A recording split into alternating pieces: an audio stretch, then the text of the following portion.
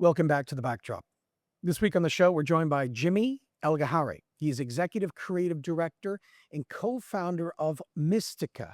With more than 2 decades of experience across the Middle East, Jimi has become one of the region's leading creative minds, producing award-winning live experiences that blend culture, storytelling, performing arts, and contemporary entertainment.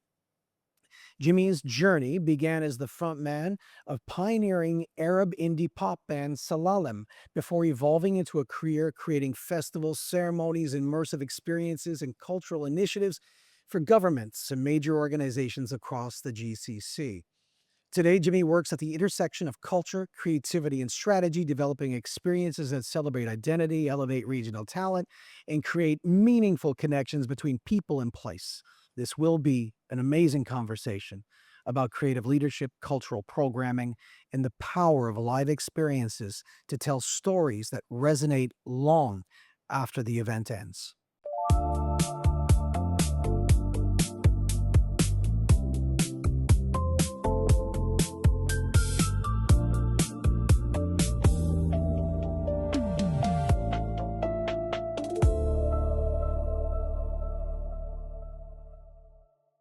Jimmy, thank you very much for joining us. Ahlan wa sahlan bikum fi The Backdrop. Very nice to have you. I finally get a chance to use this. Yes. ازيك? كويس تمام. I'm good. Very good to have you. And this is a really Zayek is Egyptian accent, by the way. It's not general Arabic. no, I know. Yeah, that's know right. that, Yeah, yeah, that's why I specifically said Good instead of research. kif al hal, you know, Exactly. especially for you. So Jimmy, Jimi. Yes. It's a like Jimi familiar name. Hendrix. Yeah. Yeah. Yeah.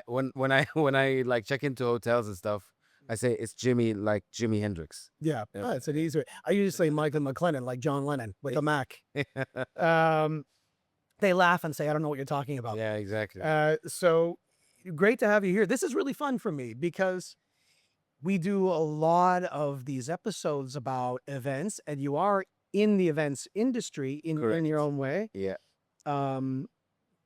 And it's really fun because I can't think of anything I love more besides my family than music. Yes. Like Same. I live and breathe music, and everyone that knows me knows that besides all the guitars on my wall, I just absolutely love everything about music and love all music. And it's so nice to be able to have a conversation with a really I can established relate to musician, that. producer, and someone knows what they're talking about when it comes to music. And when I had Nadim Jamal on a while back, which was a great discussion, wasn't so much into music, but he's your partner on this ride. He's also a musician, though. He is a musician, Did and he he say sent that? me some Did of he his say that? Spotify Yeah, stuff. okay, good. It's really amazing. He doesn't usually share that. He shared it. It was really, really amazing, really impressive.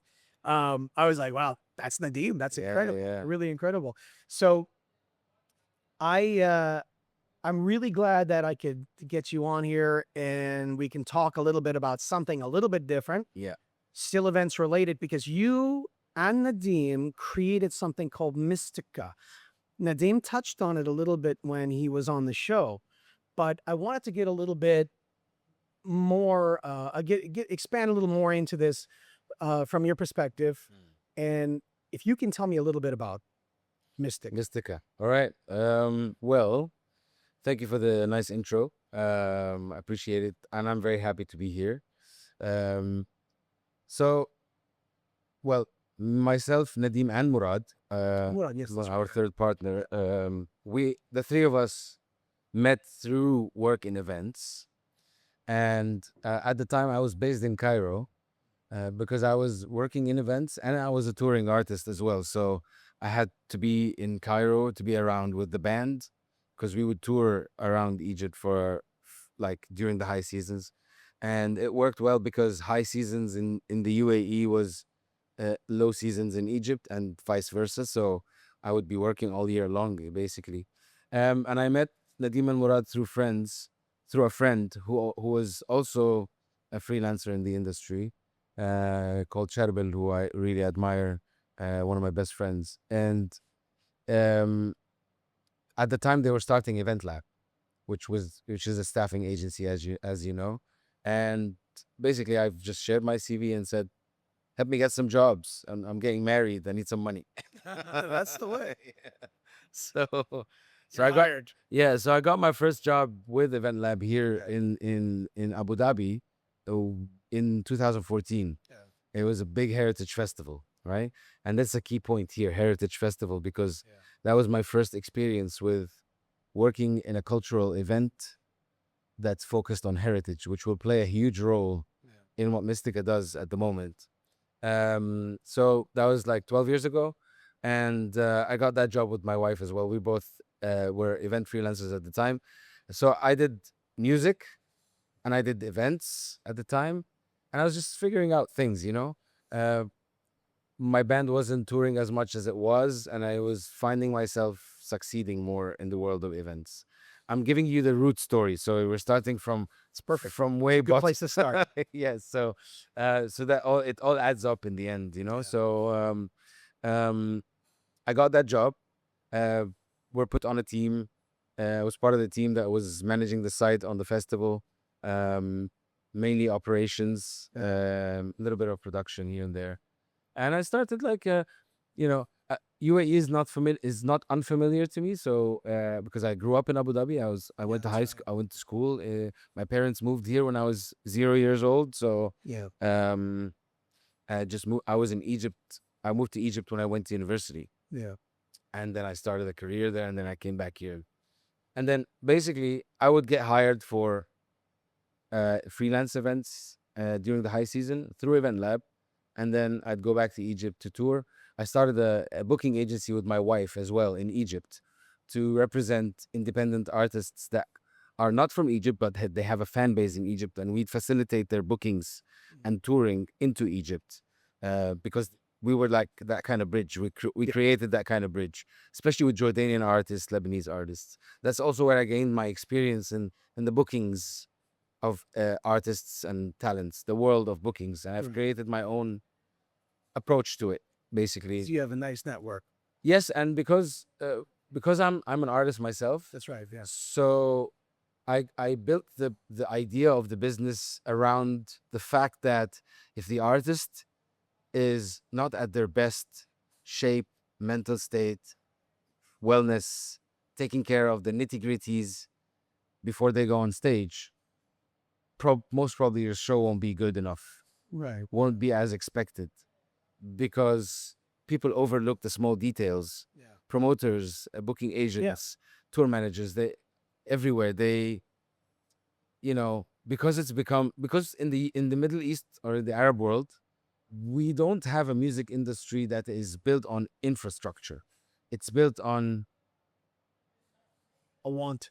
yeah. There's no foundation. Yeah. It's just trial and error. Everyone's putting their efforts, but there's no there was no school to teach music management or music business or all of that. Everything I learned it with experience. Yeah. I'm an engineering graduate, so I'm And most importantly, you're a musician. exactly, and I'm a musician by practice. I didn't even learn music. I don't know how to read notes, for Because when you're example. starting a business like this, that's really, really bent on, or really sort of platformed on music and cultural music and all of that, it really, really helps to know what you're talking about, have your finger on the pulse in a really organic sort of way. Yeah, Um, when you go to a restaurant and if it's good, if it's really, really good, quite often it's owned by yeah, a chef. It's a lot of the great restaurants are owned by chefs, yeah. not someone that People know says, the craft. you know what, I Yeah, want to open a restaurant. So, exactly. but so if you know what you're talking about and you know the DNA of the musicians, Yeah,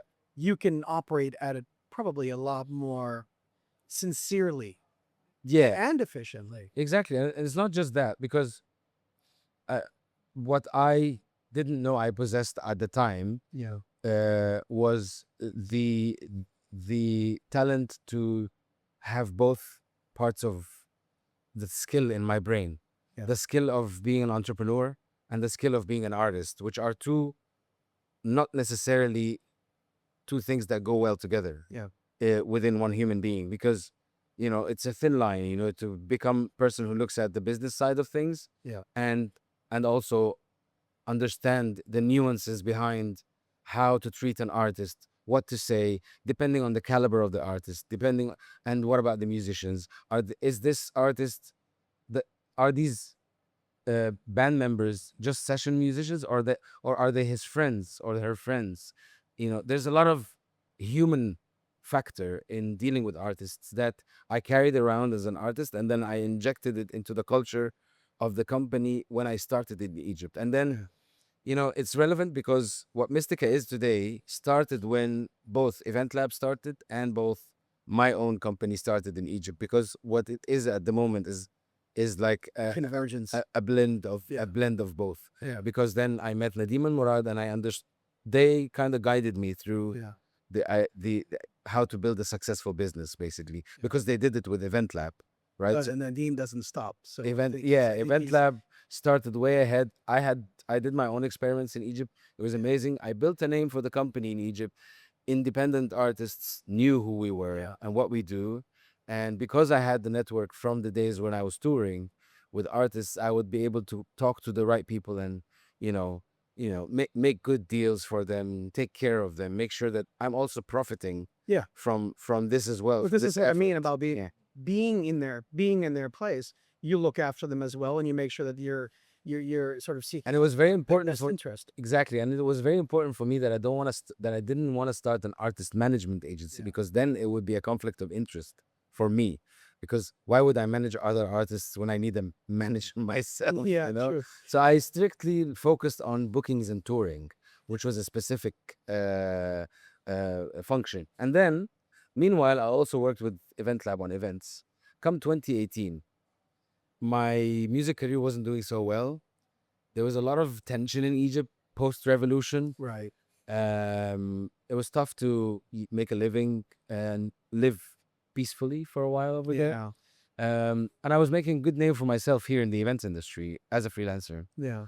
And by that time, I had worked with Murad and Nadim on multiple projects on site, and we built a friendship relationship, Yeah. a brotherly friendship relationship. They saw what I was doing. I saw what they were doing. We were inspired by each other. But you know what Nadim had mentioned on the show that he was recently on was that the Event Lab was born from a need. It was born because um, he was a freelancer himself, and he was having trouble finding work, and he felt like he was sort of not lost at sea. I guess what was the term he used? He said that he had to fend for himself. He was left to his own devices. Yeah. And he and other freelancers. So he said, you know what? Enough of this. I'm going to create something to help everyone, so nobody's in the same position I'm in. At least I'll have a few more resources to go to. And I think from a musician perspective, it seems like that's the same way Mystica was born, where you said, you know what?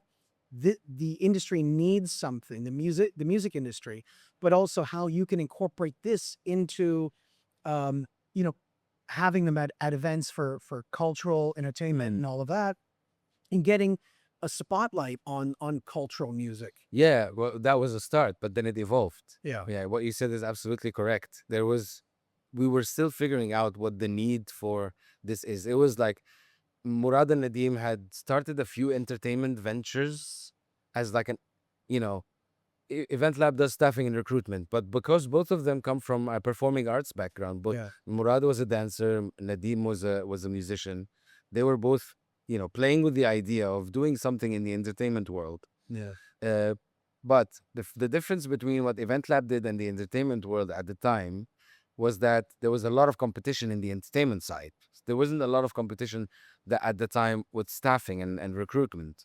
So we had to test the market. So what happened is that in 2018, they called me and they said, we want to start, pushing the entertainment department into the market and see how it evolves, see how it grows, and we want you to run it, to build it and run it. Let me ask you this. So you are like as they say, a dyed-in-the-wool singer-songwriter. Yeah. You're a musician, you're a singer-songwriter. Yeah. You're just a music guy. So but you're an event guy. Yeah. When you are at an event, do you feel the event? Do you see the lens? Do you see it through a certain lens? Do you feel the event through a certain filter as an event person? Or do you see it more, or do you feel it more as a producer, musician type? Okay, that's a very interesting question. You know what? I was actually thinking of the answer to that question at home. Um, I discovered later on uh, that that was an impressive. I remember the moment that happened and how I thought to myself, "Oh wow, my imagination is back." That moment was when I was curating my first festival, cultural festival. So I built an experience in heritage and culture events through working with Event Lab as a freelancer. But I tried different roles. One time I'm in operations, one time I'm in production, one time I'm in logistics. I've dabbled with different roles, and then came the role that triggered the idea that, okay, I need to focus on this now and nothing else, which is when I was the entertainment lead or the entertainment programmer for a cultural festival. And how that happened is that I was supposed to create, no, book the artist, okay, do the research, find the talents that fit with the event narrative, all of that due diligence, of course, that had to be done at the beginning until the point where I confirm the artists and I'm gonna book them now. And then the next step is to schedule the entertainment throughout the event.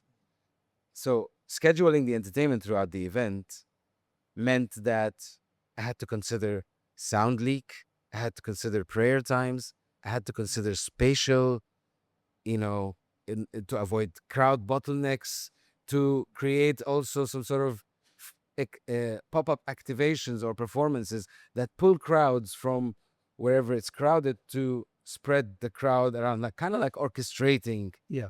the festival. Yeah. And then what happened is that in my mind, I opened the map, Yeah. the site map, and I just went into the map in my mind, and I just imagined myself looking around. You know how it is like in VR, but it was in my head, Yeah. right? And then I started noting, here there should be X, here there should be Y. Yeah. Okay, prayer times, let's lock them in so that we avoid 10 minutes before and 10 minutes after. And then there is also the soundscape. So there was a music track playing across the speakers in across the festival. So I needed to know when to lower this zone volume because there's a flash mob at a dance show happening here or whatever. So um yeah, to answer your question, that moment, that was I think in 2019.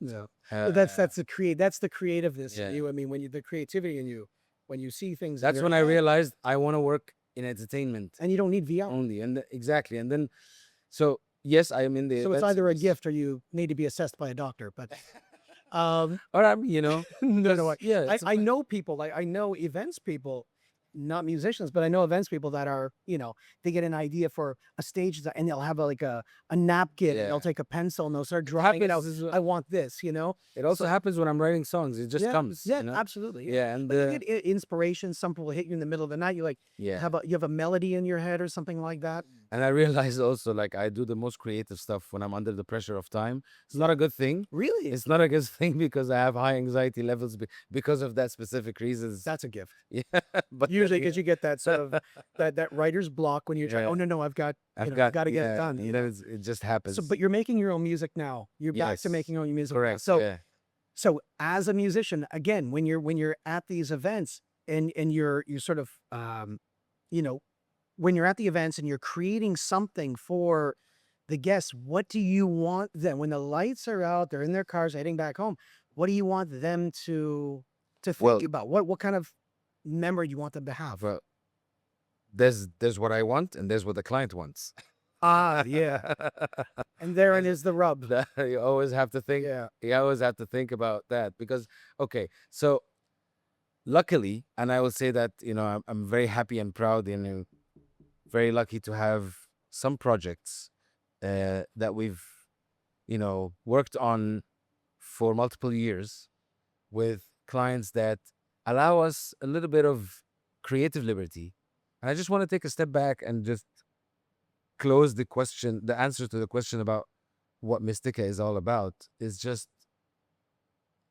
because it all ties in together now through building the business from when it was a department in Event Lab till 2023 is when we realized our niche, what our niche is: cultural entertainment production. And what cultural means, it includes everything from language to heritage to, forms of art that are all kinds of performing arts that come from history and the streets, and the blend and the fusion of modern art with traditional art, and music.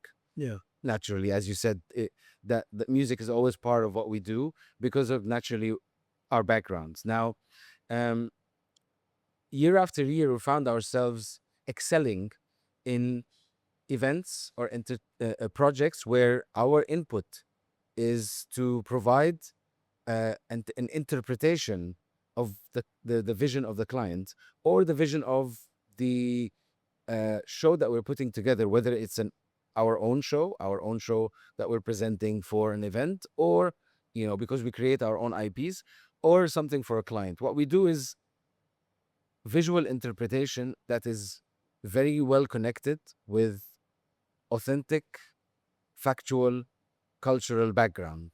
This is based on the fact that we have that experience from years of working on such events, Yeah. and learning from each event and expanding the knowledge, and years of research, and the global standard know-how. Mixed that all together is that we found that's what Mystica is about, Yeah. more or less. We, in the functions, in the company functions, we have artist bookings, show production, show control, show management, casting, and then creative ideation, and all of that, fun part of doing There's a entertainment. lot of mechanisms Yeah, involved. and we're still growing. I wouldn't say like we are where we want to be, Yeah. but since we found the niche in 2023 and launched the Mystica brand, Yeah.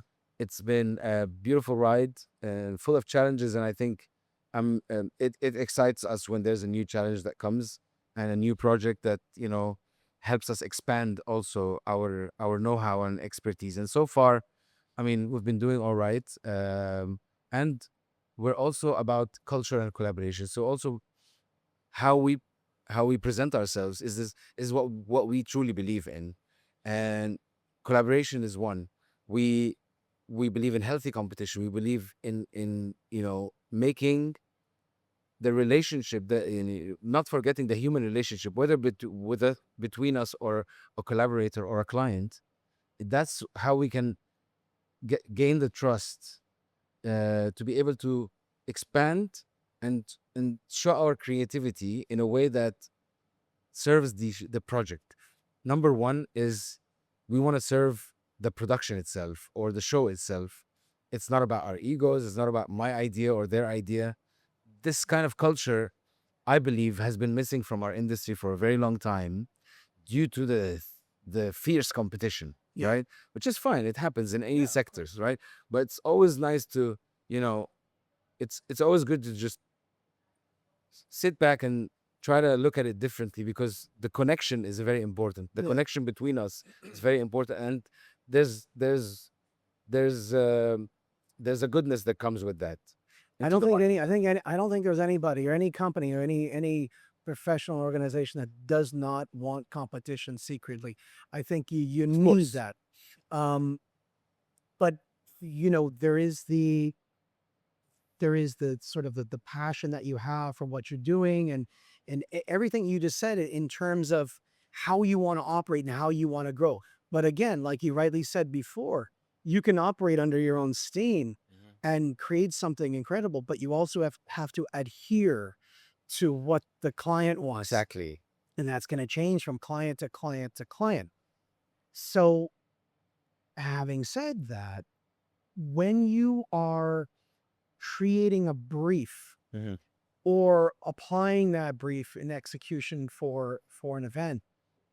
Now I'm asking you, Jimmy, not Nadim or Murad, but in your in your mind, where do you see the importance, the emotion that they'll feel after something that is beautiful and emotional, or something that is something that is upscaled and Mm. and driven by technology and wow, and or something that's more sort of, you know, there's not one recipe, honestly, and it also depends on. And I mean not adhering to a brief. I Yeah. just mean like if you could create something, what's more important to you?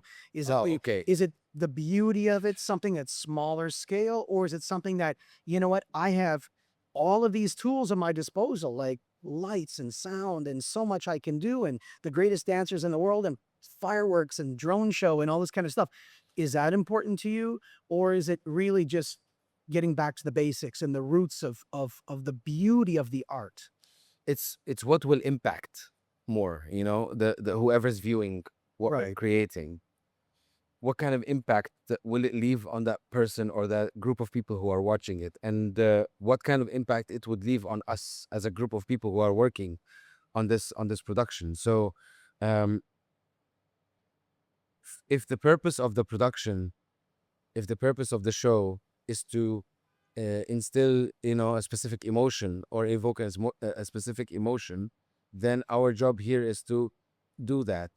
However, if the purpose of it is to, for example, uh, be a spectacle or a grand spectacle, Yeah. then we would do that in our way, though. It wouldn't involve. I don't think our approach is always like what's Yeah. flashy and shiny and big. I don't think that's the So approach. do you find yourself negotiating with the client sometimes saying, Yeah, you know what, you don't need this.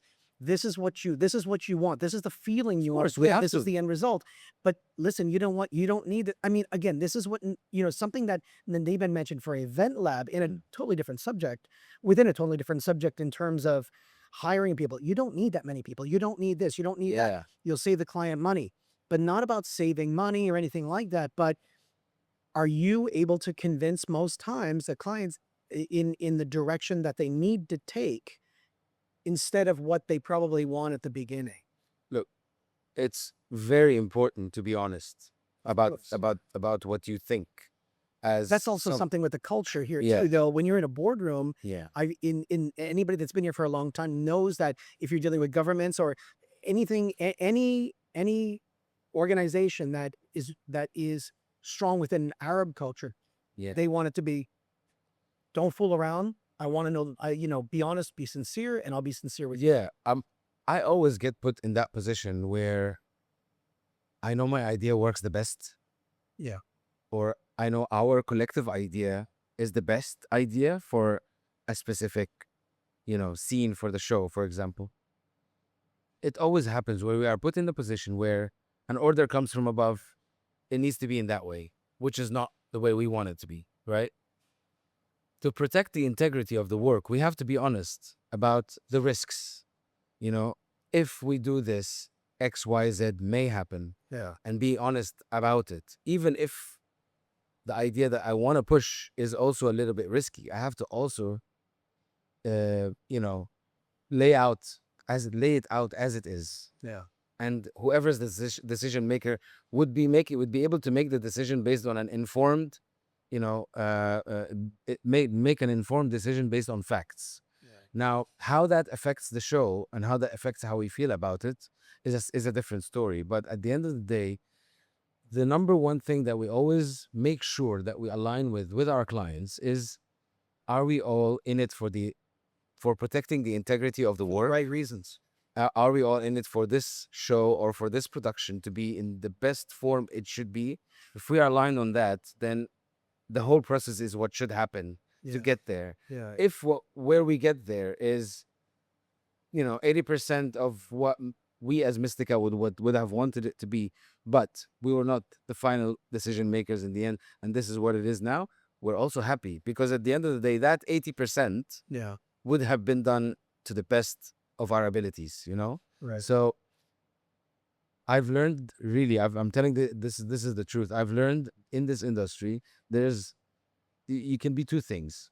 You can be a company, an agency that works, submits pitches and wins projects with clients and produces shows and entertainment and become an agency for a client and build a business in that way. Or you could be a business that does their own shows like Cirque du Soleil, or the big companies that are built on the fact that they create their own shows and then they create their own IPs and they become a big name. Yeah. In which case you become your own client, you know what I Yeah. mean? So, um, we're trying to do both now. We're trying to start building our own IPs so that we have our own, you know, you know, outlet of creating projects that we feel passionately about and have the final say on decision making on, Yeah. and at the same time balancing it out with working with clients on projects that we also love, Right. but we are not the final decision makers, and we accept it as well and give it the best that we can. And this is, it works in both ways. At the end of the day, it's also again about building these relationships and creating events that creating shows and entertainment that leaves legacy with people and leaves an impact with people.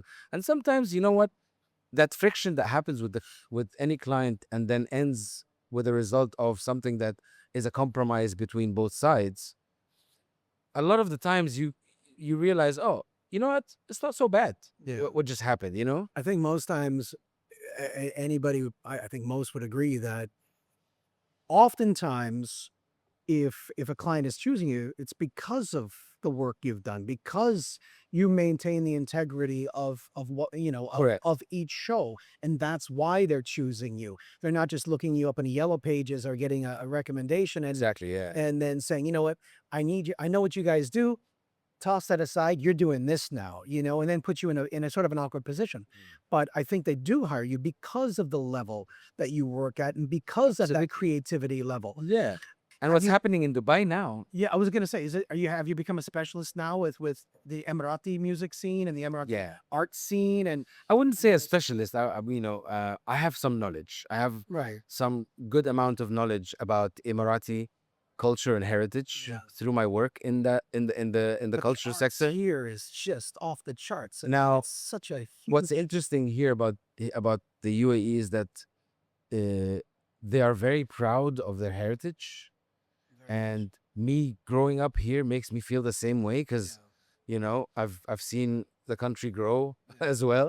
My wife Yeah, is born and raised expat here as well, so exactly. this is her home. So Yeah. I always felt connected to the culture and heritage here, especially because I had also growing up I had Emirati friends in school and stuff, and um, but now I'm very proud of the work that we've done over the years.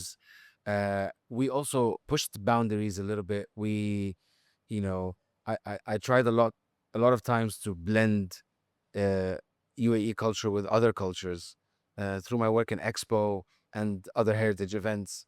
You know, making dialogues between different forms of art. I always found a passion in fusing. I like to find common grounds between um, uh, performing arts from different countries, especially music, Yeah. because I just feel that somehow, somewhere down the history, uh, long time ago, it was all one thing, and it just kept branching out and branching out. What I mean is music and beats. It started as one thing. It's just the form of communication, form of expression, and it started branching out. I'm very interested in that, and it's been a great uh, journey of exploration, working on festivals and events where I can get to study more about forms of art Yeah. from the UAE and from the region, and see how we can develop them further, and what needs to be preserved and what form can it be preserved in, and meeting the artists and artisans who make it their life mission to preserve these arts, especially here in the UAE. Now, in the region, that's a whole other story. Now, if you want to go to check out what's happening in Oman, and Saudi Arabia is very rich with performing arts heritage. Yeah. Of course, Egypt, Levant region like Palestine, Lebanon, Jordan, and Syria. There's a lot of you know uh, common but also different forms of art. It's very interesting when you dive deep into it. So I'm passionate about this, and that's also one of the things that drives me to keep learning more, and push my team also to expand their knowledge in that area, because it helps us come up with ideas that are kind of unique and authentic in their own way. They're very authentic when you think of when a lot of bands or artists in the West say, our my influence was, you know, the older ones now, my influence was the Beatles, was Elvis Presley, and then now it's like, oh, my influence is, Kasabian or whatever. or Arctic Monkeys or something. Yeah, But in this region, the influence goes back a few thousand years before Elvis and the Beatles, exactly. and it's grown, like organically and 100%. naturally over time. 100%. And the styles of music have been there long before. I give you an example. One of the things that I done, um, it was very interesting. During Expo, we were in charge of um, all of the heritage performances in the UAE pavilion and in the KSA pavilion, Right. right? But in the KSA pavilion, we were tasked with every once in a while they would tell us we're inviting another country pavilion to come over in their national day, and we want to do a mashup between our heritage group and their heritage group. That's And cool. we did a lot of mashups. Yeah. One of the best ones that I think came out of nothing was we merged um, a traditional form of maritime art from Saudi, maritime performing art folk dance from Saudi Arabia. It's called Liwa. We made mashed it up with an Armenian rock band. Oh, wow. Yeah, for a show that's 15 minutes long, where it was part Saudi, part Armenian. How did that work? They play together, or they just sort of hand We off? had we had we had 4 days to come up with something Oh, okay. and rehearse it Yeah. and deliver it. That was like insane. Basically, I just put the rock band with the group in a room. They don't speak each other's language. Yeah. I only speak Arabic with the Saudi guys. The Armenians don't speak English that good, but Yeah. we were able to communicate. Right. And then I was like, you play something. Okay, you play something. And then I just let them play something until I found something that could work with something that they play. Yeah. And I'm like, okay, play that beat. Okay, you play that. Yeah. All right. Yeah, this section, do this. And it just, But eventually you sync up. Music's the international language, Yes. right? it was No so words interesting needed. to build. Yeah, it was so funny. But Yeah, it so- unlocked something in my head. yeah, I mean, you could have created an album throughout that whole expo for man, yeah, I each wish one of I the had- national days. I wish I had Recorded thought it of with that. the best of. Absolutely. I wish I had recorded all that. That would have been very cool. Yeah. Well, thank you so much, Jimmy. It was really, really cool having you here. Really great to have. It was kind of I love talking about events. Yeah. This was Thank you. especially refreshing for me. That went by so fast, man. It did, yeah. It did, yeah, It exactly. was Yeah, so fast. I think it's when you talk about something that you really have a passion for, and Yeah. Absolutely. myself as well, it's really easy to go on and on. And think we could probably sit here for about 3 hours, Yeah. put the cameras away, and just chat and chat. Not saying that we won't, but thank you very much. Thanks for What, having me, what's man. next for you? What are you doing? Good question. Well, on the music side, I just released my first debut album by myself. It's on my Spotify everywhere. Amazing. I just had Send an us a album link. launch- We'll get it up there as well. I just had an album launch show here in Dubai. My first ever show in Oh, Dubai that's was really nice. About a few days ago. Actually, yeah, it was like on the last Tuesday. It was fun. I had fun playing. It was my first time playing a show by myself in many years. Yeah. So that's on the music side. I'm back to touring a little bit, here and there. I'm excited about that, making music. For MISTIKA, we're working on a few very interesting projects this coming season.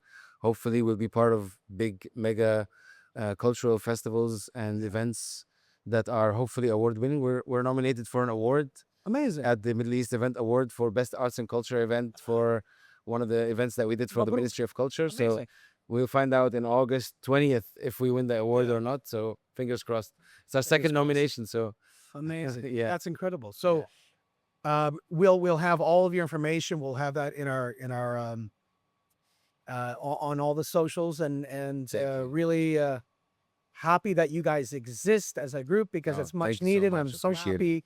happy that you could join us, and I'm really happy that you found the time to come by. Thank you so much for having me. Great You were job. lucky because Egypt was playing this morning, so I had to wake up early. Oh, that's right. I have it on my Forza app, and I kept watching the scores. Yeah, Yeah. we're off to the knockouts. I'm a massive, because I'm a Liverpool supporter. So Yeah, I'm a massive Salah. Yeah. I love yeah, Mohamed same, Salah. same. Well, great. Thank Thanks. you so much. Thanks, man. Jimmy. Thank you. Pleasure. Take care. Pleasure. Thank you.